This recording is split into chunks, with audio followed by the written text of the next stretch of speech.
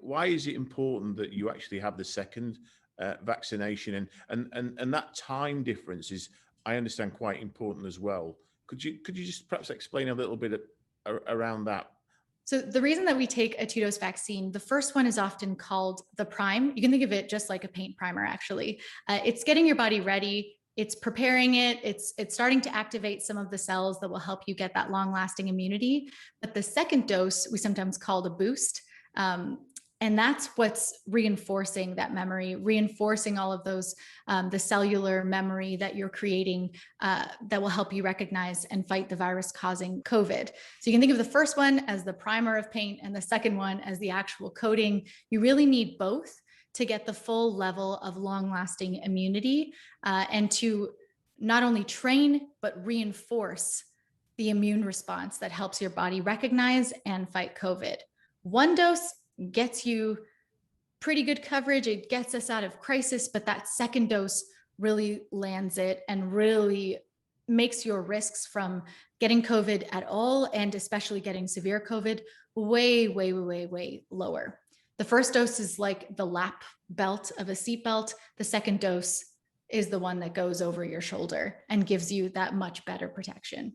We've seen with the variants, especially the newest one, Delta, that second dose, that extra layer of protection is actually really important, not just for limiting the potential for symptomatic COVID, having even just mild symptoms from COVID, but also for preventing the most severe outcomes from COVID. You talked about in terms of having two jabs, with the second one being the boost. I think people are, concerned about what does the future look like and how long does that boost last actually. So do you see that we'll need to have a vaccination program going forward next year and following years to keep that level of immunity up?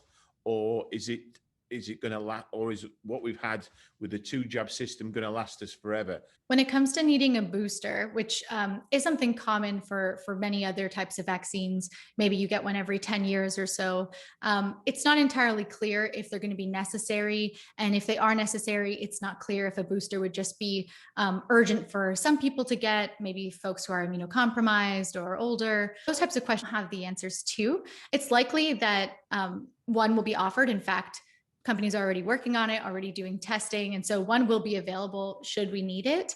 But the two main questions we'd need to answer first to try to understand if it's necessary and how urgent it is one, how long does the vaccine induced immunity from two doses, or one if you got the J&J, how long does it last? So far, we know it lasts at least 6 months and up to 12 months even, but it's unclear beyond that just because we haven't tested it yet.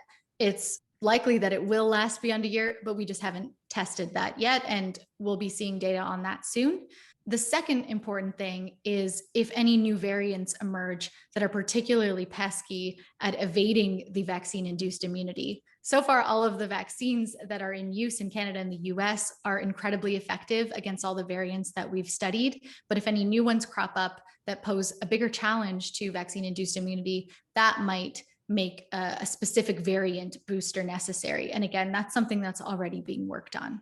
You can learn more about this in the caption and read further resources, and feel free to share with friends, family, and coworkers.